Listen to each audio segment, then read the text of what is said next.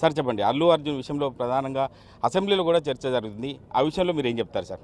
So మీ మొదటి ఆరోపణ తప్పన్నా. నేను మొన్న రాత్రి శనివారం రాత్రి పార్లమెంటు ముగియంగానే వచ్చిన.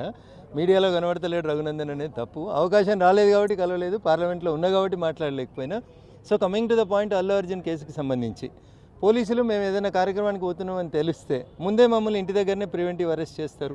గేట్ దాటకముందే అరెస్ట్ చేస్తారు. గేట్ లోపలికి వచ్చి కుర్చీలు వేసుకొని కూర్చొని చెప్తారు, సార్ మిమ్మల్ని ప్రివెంటివ్ అరెస్ట్ చేస్తున్నాం, పోవద్దు అని చెప్పి.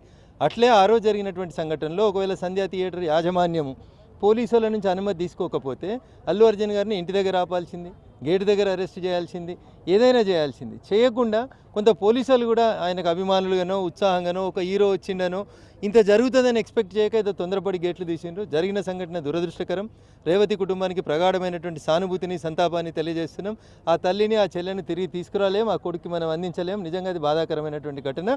దాంట్లో అల్లు అర్జున్ గారు కూడా నైతికంగా బాధ్యత వహించి, ఆ నిర్మాతలు కూడా బాధ్యత వహిస్తే ఇంకొంచెం బాగుంటుంది అనేది సినీ ఇండస్ట్రీకి నా సూచన. ఇకపోతే రెండో అంశం, 25 లక్షలు ఇచ్చినాం, వాళ్ళు రాలేదు మేము ఇచ్చినాం, వాళ్ళు రాలేదు మేము ఇచ్చినామని చెప్పి బాగా ఊదుకుంటున్నటువంటి గౌరవ మంత్రి కోమటిరెడ్డి వెంకటరెడ్డి గారికి నా విజ్ఞప్తి ఏంటంటే, మీరు నడుపుతున్నటువంటి గురుకులాల్లో మీరు బువ్వ సరిగా పెట్టక ఆ బువ్వల ఎలుకలు వచ్చి, మందులు వచ్చి, పురుగులు వచ్చి 42 మంది ముక్కుపచ్చలారని విద్యార్థులు చచ్చిపోయినారు. అయ్యా కోమటిరెడ్డి వెంకటరెడ్డి గారు, మీ ప్రభుత్వానికి నిజంగా చిత్తశుద్ధి ఉంటే శ్రీతేజ మీద ఉన్నటువంటి ప్రేమ నేను తప్పుపడతలేను, కానీ అదే ప్రేమని ముక్కుపచ్చలారని 42 మంది విద్యార్థులు గురుకులాల్లో ఉండి చదువుకుంటున్నటువంటి పేద బడుగు బలహీన వర్గాలకు సంబంధించినటువంటి ఆ 42 మంది విద్యార్థులకి మనిషికి 25 లక్షలు ఇచ్చేతందుకు నీకు నీ ముఖ్యమంత్రికి ఎందుకు మనసు రాలేదనేది మాత్రమే నేను కోమటిరెడ్డి వెంకటరెడ్డి గారిని, ఈ రాష్ట్ర ముఖ్యమంత్రి గారిని చాలా స్పష్టంగా అడగదలుచుకున్నాను. అట్లే ప్రజాపాలన ప్రారంభమైన ఈ ఏడాది 2 నెలలలో సుమారు 63 మంది రైతులు చనిపోయినట్టు మాకున్నటువంటి సమాచారం. ఆ కుటుంబాలకు కూడా 25 లక్షలు ఇచ్చి మీరు ఉదార స్వభావాన్ని చాటి చూపుకోవాల్సింది.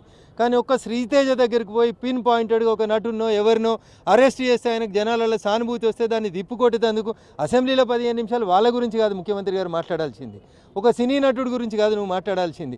గురుకులాలలో పురుగుల మంది వస్తుందని రోజు ధర్నా చేస్తున్న విద్యార్థులను ఉద్దేశించి మాట్లాడాలి, ఆ సమస్యను అడ్రస్ చేయాలి. అది చేసి ఉంటే కాంగ్రెస్ రాజనీతి కాదు నిజంగా ప్రజాపాలన చేస్తుందని ఒప్పుకుంది. కాంగ్రెస్ అల్లు అర్జున్ విషయం లోపల రాజనీతిని ప్రదర్శించాలనుకుంది, మైలేజ్ పొందాలనుకుంది, చేసిన తప్పును కప్పిపుచ్చుకోవాలనే ప్రయత్నం చేసింది తప్ప ఇంకొకటి కాదు.